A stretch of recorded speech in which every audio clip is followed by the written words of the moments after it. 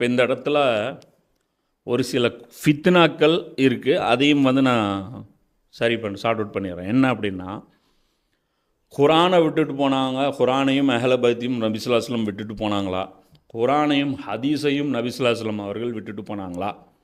இந்த வஹாபிகள் குரானையும் ஹதீஸையும் சொல்லி குழப்புறாங்க.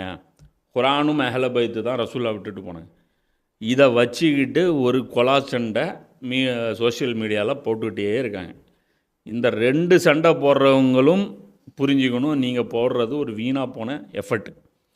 உண்மை என்ன அப்படின்னா, நபிசுல்லாஸ்லம் அவர்கள் விட்டுட்டு போனது குரான் மட்டும்தான். புரியுதா? நபிசுல்லாஸ்லம் அவர்களுடைய சொல் செயல் அங்கீகாரம் ஹதீஸ் இருக்குது பாருங்க, அதுவும் ஒரு வகையான வஹி தான், அதுவும் குரானோட இன்க்ளூடட் தான். நபியை தவிர்த்துட்டு நீங்கள் குரானை புரிஞ்சிக்க முடியாது, குரானை வச்சுக்கிட்டு நபியையும் நீங்கள் அவாய்ட் பண்ண முடியாது. அப்போ ரசூல்லா வேறு ஹதீஸ் வேறு கிடையாது, ரசூல்லாவும் குரானும் ஒன்று தான். அப்போது முழு ஹிதாயத்து குரானு ஹதீஸு குலஃபாய் ராஷிதீன்களுடைய வழிகாட்டுதல் இது எல்லாமே ஒரே பேக்கேஜ் தான். இதுக்கு பேர் சிராத்துல் முஸ்தகிம், அவ்வளோதான். இதை வச்சுக்கிட்டு ஓரியாட்டம்லாம் ஆடிட்டு இருக்கக்கூடாது. அப்போ இந்த இடத்துல ரசூல்லா 2 பயான் நடத்துகிறாங்க. ஒரு பயான் இது ஹஜ்ஜத்துல் விதால அரஃபாவில் வச்சு பேசுனது. இந்த இடத்துல பேசும்போது நபி ஸல்லல்லாஹு அலைஹி வஸல்லம் என்ன சொல்கிறாங்க, உங்களிடையே ஒன்றை விட்டு செல்கிறேன், அது அல்லாஹ்வுடைய வேதம். இது ஒன்றை மட்டும்தான் சொல்கிறாங்க. ஏன்னா இந்த இடத்துல ஒட்டுமொத்த அரபுலகமும் நிற்கிது. இந்த இடத்துல வெறும் குரானை மட்டும்தான் ரசூலா சொன்னாங்க. அப்போ இதுதான் நமக்கு இன்றைக்கி கவர் ஆகும். புரியுதா? அப்போ இன்றைக்கி உலக மக்கள் எல்லாருக்கும் கவர் ஆகிறது என்ன, குரானை விட்டு செல்கிறேன். இதை வச்சுக்கிட்டு இன்னொரு கூட்டம், அப்போ ரசூல்லா குரானை மட்டும்தானே விட்டுட்டு போனாங்க, ஹதீஸை ரசூல்லா சொல்லலை இல்லை அப்படின்னு. நீ குரானை பற்றி பிடிச்சிங்கன்னு இருக்குல்ல, அதுவே ஹதீஸ் தான். ஒன்றை விட்டு செல்கிறேன்னு இருக்குல்ல, அதுவே ஹதீஸ் தான். அப்போ நீ ஹதீஸே வேணான்னு சொன்னீங்கன்னா ஹதீஸ் நீ குரானும் சேர்த்து தான் நீ வேணாங்கணும். குரானுன்னு ஒரு புக் இருக்குங்கிறது ஹதீஸில் தான் இருக்குது. சரியா? அப்போ நீ ஹதீஸை நீ ஃபாலோ பண்ணும். ஒருத்தர் அதான் கேட்டு, நீங்கள் இப்படி சொல்லும்போது அப்படி வரும் அப்படின்னா, அப்படி எப்படிங்க வரும், அது இருக்கிறதுல ஹதீஸில் தானங்க இருக்குது.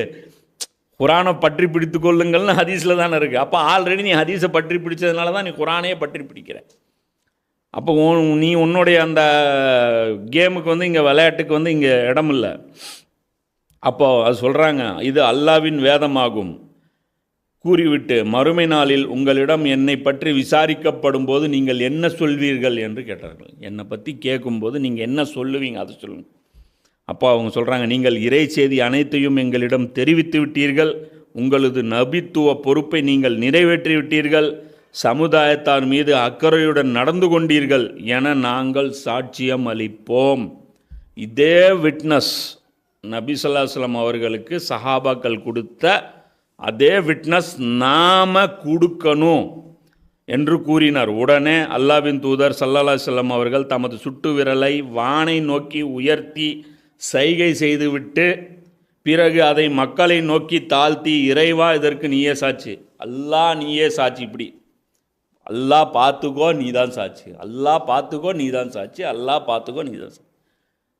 ஏன் தெரியுமா? ஏன் இப்படி சொன்னாங்க? நாம் இவ்வளோ தூரம் குரானை விட்டு போவோம்னு ரசூல்லா காட்டப்பட்டுச்சு.